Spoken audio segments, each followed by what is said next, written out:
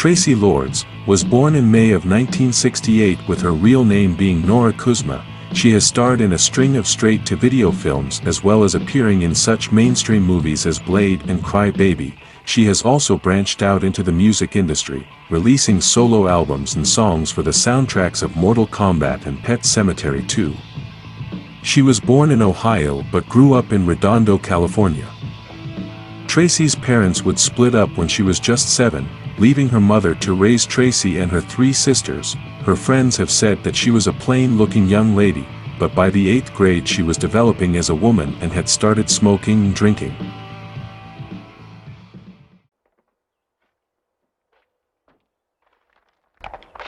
Diane! Jay, I heard you were in town. Ah, you're looking better than ever. Well, thanks. I heard you just graduated from law school. Yeah, I'm one of those hotshot attorneys now. Well, I'm impressed. By age 12, Traci had developed a rebellious attitude, partly brought on by her mom's boyfriend Roger Hayes, who according to Traci was a drunk and abusive. Hayes would also introduce Traci to a friend of his, and Traci started working for her as a babysitter. She offered to improve Traci's chances of finding a job. She provided Traci with a new birth certificate and driver's license of Christy Elizabeth Nussman that stated she was 20 rather than 15. Too bad they're fakes. Fakes? Yes. In February of 1984, Traci answered a newspaper ad for Jim South's World Modeling Talent Agency. Congratulations. Thank you. He's a very nice man. Hayes posed as her stepfather and drove her to the agency. Traci was asked to choose a stage name. Nora became Christy, who would now become Traci Lords. Traci was a name she always loved. Lords came from actor Jack Lord. As Traci was a fan of the television series Hawaii Five-0, this led Lords to begin her first famous career, where she would perform with her future boyfriend, Tom Byron.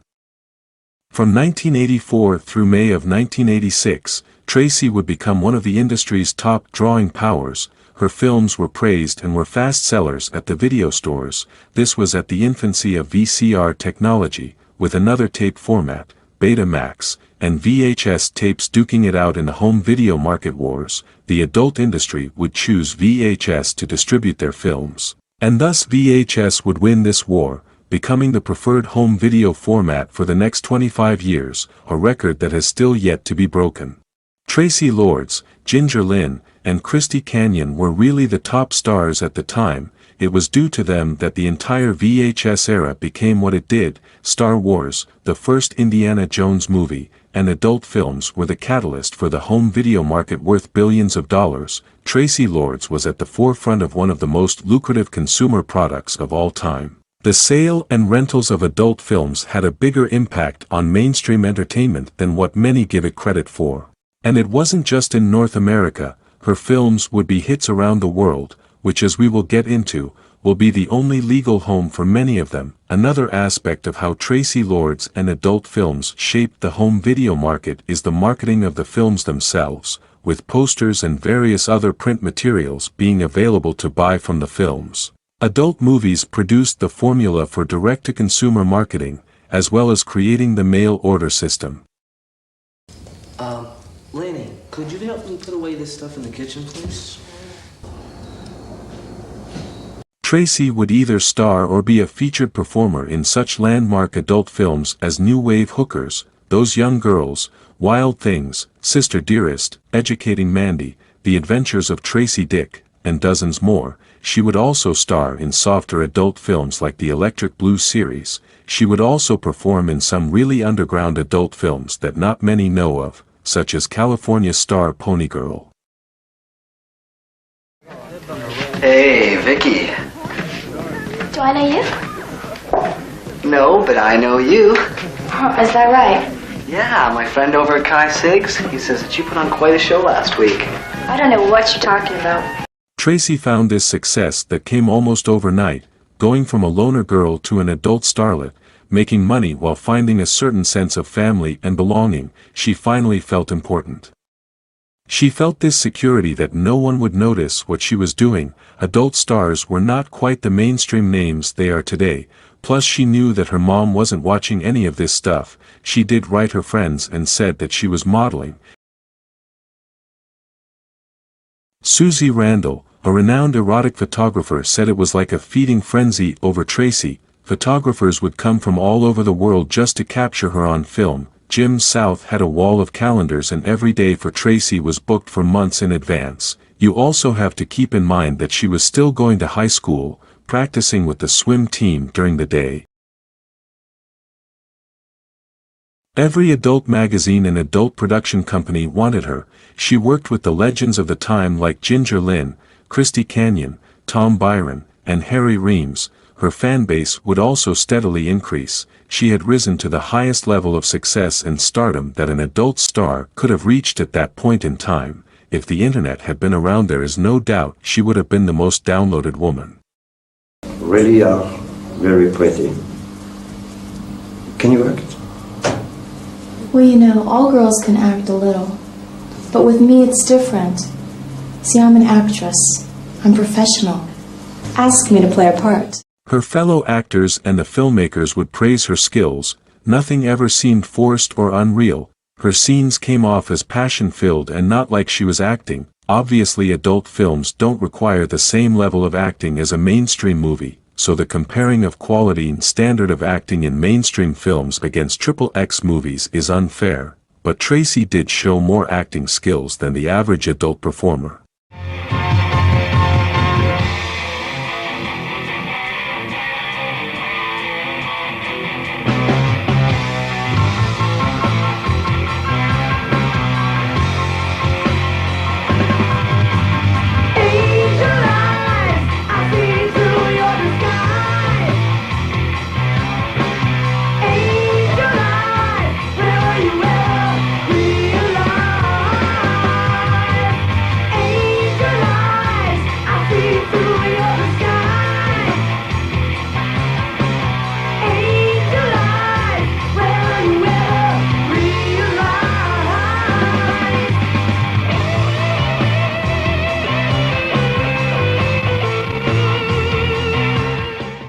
So, do you want to tell me what's bothering you? Nothing, really. How's your lunch? Maggie, this is your best friend, Fran, remember? You want to tell me what's wrong? Okay. It's Sue. She keeps trying to pressure me into marrying Fred. You know, sometimes she really just pisses me off. Well, you know, misery loves company, and women like your sister just don't have the confidence to go it alone. So, they get married, and then they spend the rest of their lives trying to convince everybody else to fall into the same trap. But Fran, that's not fair. Sue's really happy with Howard. Is she? Yeah, they have a good marriage. Then why is she so jealous of you? Well, she's not jealous of me. Hun, believe me, when the honeymoon's over, the newness disappears, the excitement goes right out the window, and sex with the same man gets boring. Of course she's jealous of you. I mean, you can have any man you want, any time you want, and she can't. And speaking of excitement, here comes Roger. You mean the married banker you told me about? Yeah, I told him I'd be here. I hope you don't mind. No. So, Maggie, what do you really think of Ted? Oh, he's nice enough.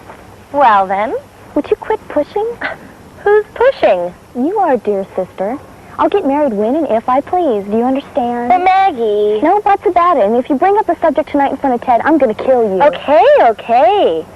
But I just think you two make such a cute couple. We've only been going together for a few months. How do you know he's even interested? Wait a minute. Is tonight more than just a party? Have you and Howard been planning behind my back? Oh, here comes the delivery boy. Yes.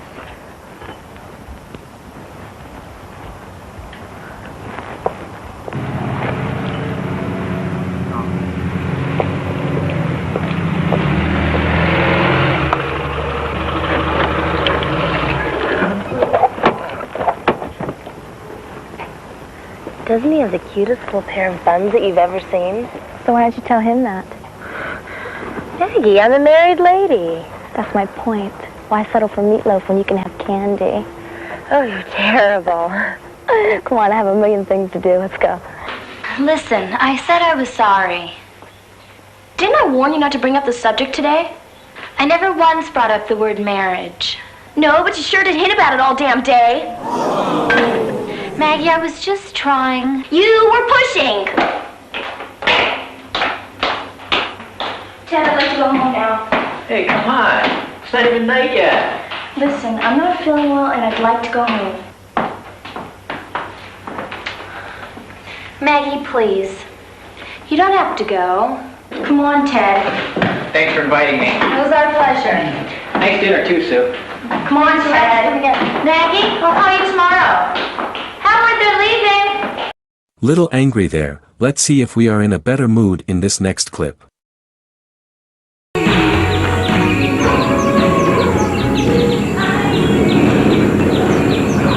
Tracy! Oh, hi!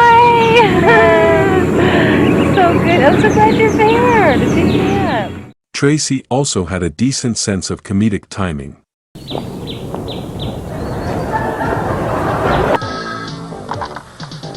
George Shannon with the elite meet to beat. Hello, George. Ah, a voice from the past. Past tense. Past dense. What's wrong? I haven't received your blood money this month? You shan't receive it, for I haven't got it. You're a little drunk, aren't you? Wrong. I'm a whole lot polluted. So why don't you stick that phone up your ass? Sounds like you've already got it up yours. But enough of these pleasantries. Can't we just speak once without insulting each other? Sure, what the hell? I'm sorry about your job, and you can forget about the alimony. What? I need to speak to you. I need to see you tonight. Can you come over? I guess so. What time? Is 7 good for you? Sure. Sober? Okay, sober. Good. I'll see you at 7. By most estimates, adult films counted for as much as 80% of all VHS sales and rentals. Tracy's films were outselling other adult films 5-1. Well, hey, dude, how you doing? Can I take your order? Having such a strong career, Tracy and her new manager formed the Traci Lords company Okay. to produce her own films, controlling the distribution of such, which means a bigger piece of the profits. 2 films were produced and a third was about to enter production. And we are ready to begin our competition. Each team has been assigned a number, which will appear on the screen.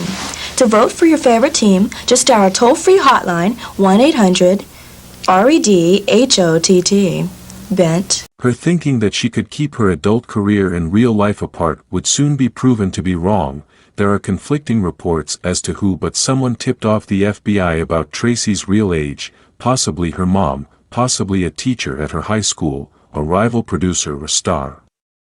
On July 10th or 11th of 1986, just a few days after her 18th birthday, the FBI would raid her California apartment. Word would quickly spread about her arrest for being a minor while making her adult movies. Jim South, Ginger Lynn, Tom Byron, and many others in the industry could not believe that this was the case, but it soon became real to them as South's agency was raided as well. John Weston, attorney for the Adult Film Association of America, said that all distributors should withdraw any Traci Lords adult movies made before May of 1986. For all the millions she helped the VHS and adult industries to make, she would end up costing them the same. The story would make headline news all over the world, but it hit the hardest when her friends and family all read the news. But now this is where the story gets really complicated. For Tracy, this was a misdemeanor, being a minor, and for giving her testimony, she was ultimately released from any charges, while her co-stars, the filmmakers, and distributors were facing serious felonies. Sister Candy back there. Then there is the aspect of Tracy blaming drugs and the predatory adult industry itself for her divulging into the culture. She was more forced and coerced than anything. Those who worked with her say differently. They never saw her use drugs. She was always in control when she was on set. Excuse me, everybody. We have an announcement to make. Diane and I are getting married. Oh, we already got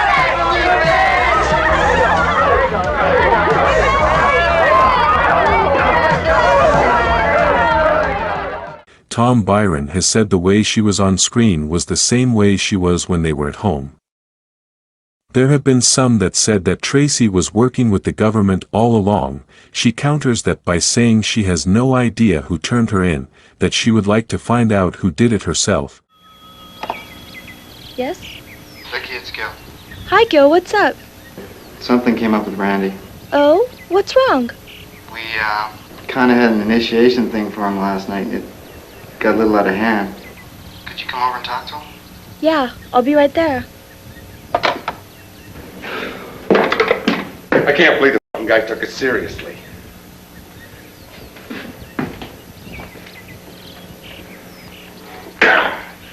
The charges against all parties were eventually dropped, as South's agency provided the government with copies of the fake ID and birth certificate that Tracy provided. The biggest tool the defense had was that Tracy had used her fake papers to even get a passport from the U.S. government.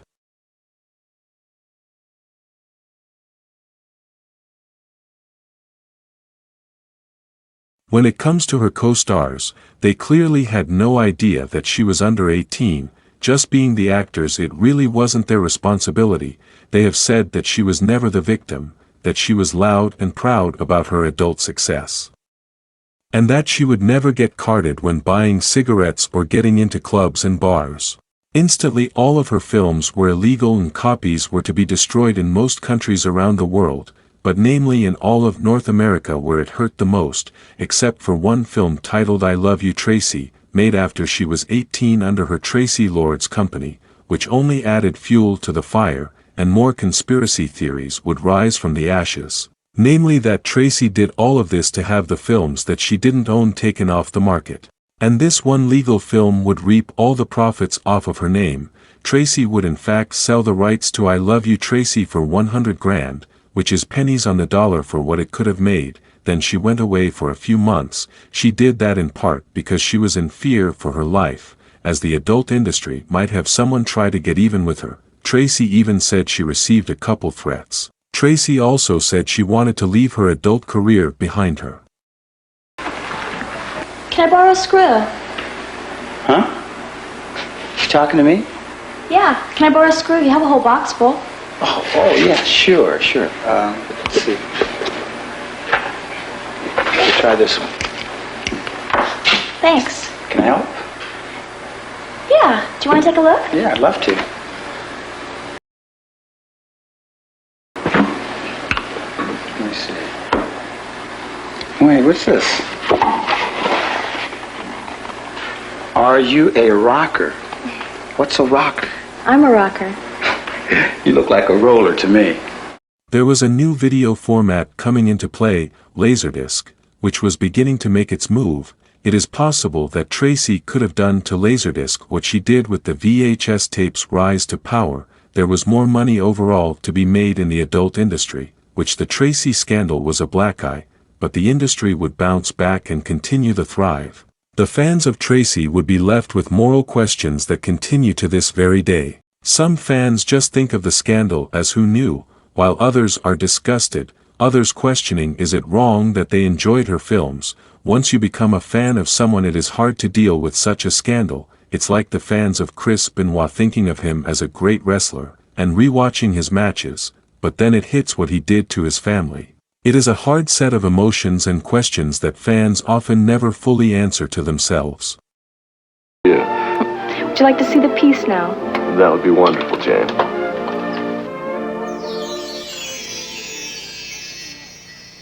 A collector from the Orient brought them back and sold them to my mother years ago. They've been in the family ever since. Aren't they exquisite? Yes, they are. Too bad they're fakes. Fakes?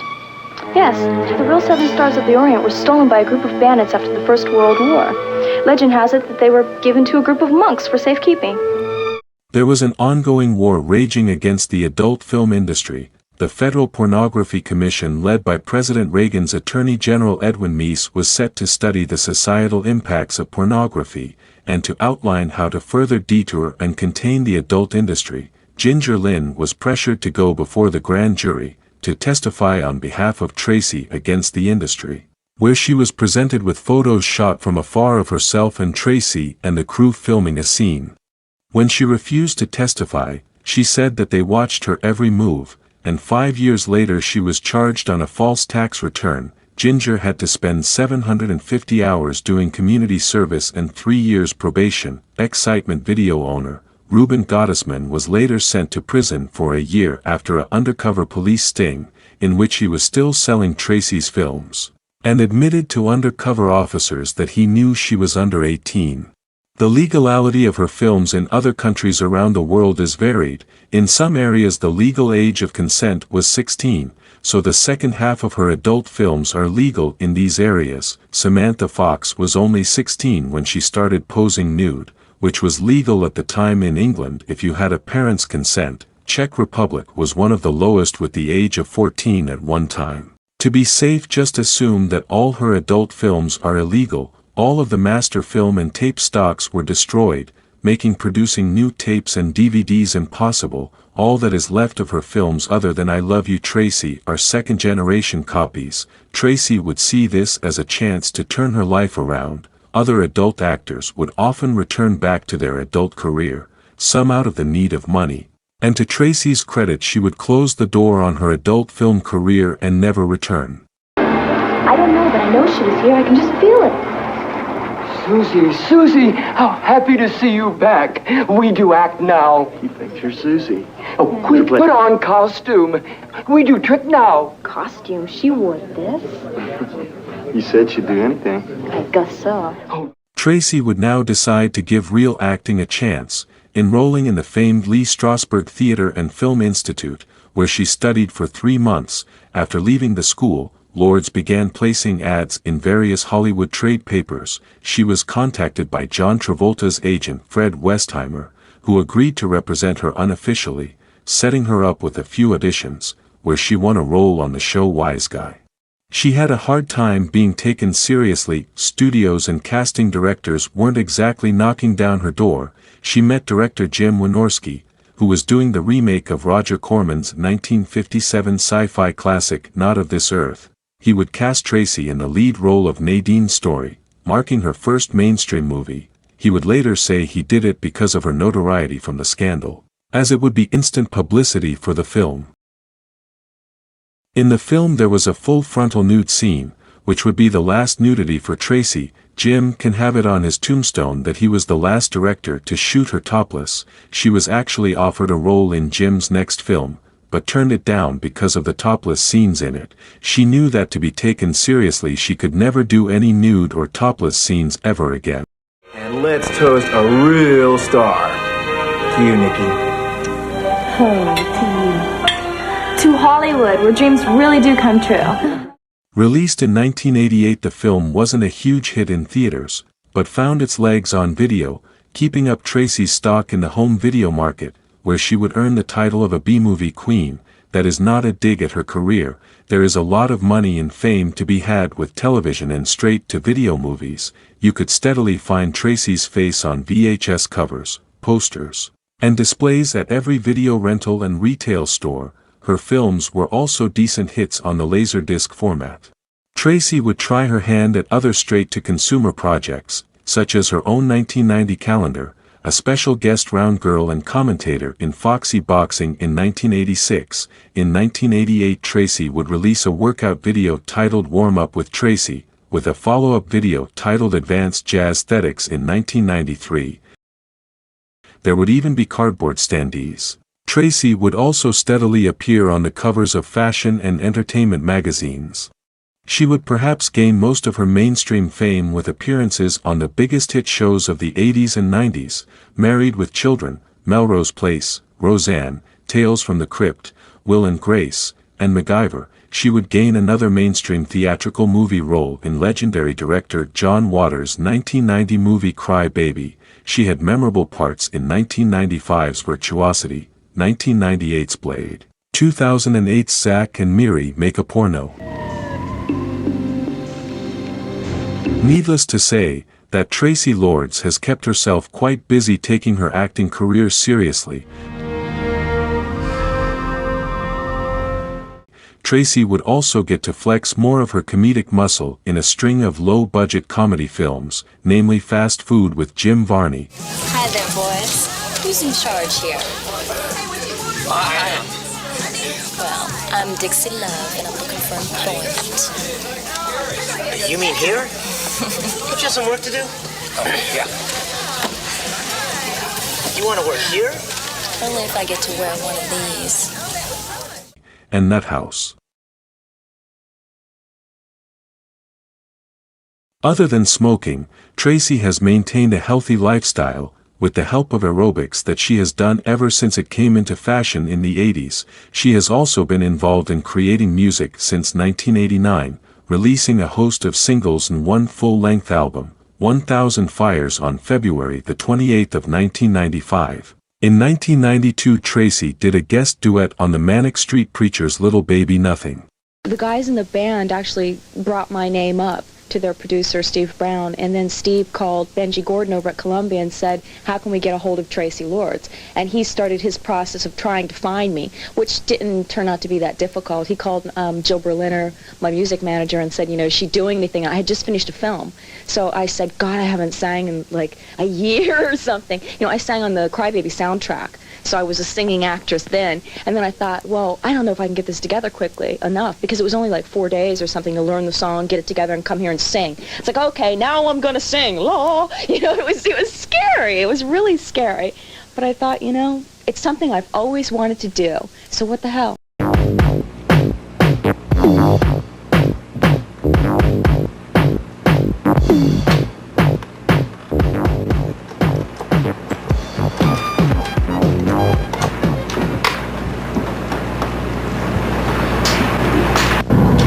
Hello? Hello, Reiko? This is Allison. Well, I'm calling you because I have a problem. No, nothing serious. It's just that I'm sitting here and I'm trying to write a novel, and the beginning is really pretty good.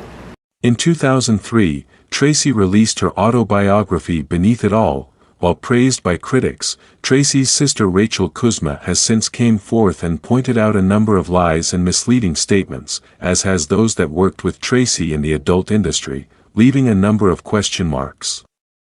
Tracy's story is one of redemption and finding peace in life.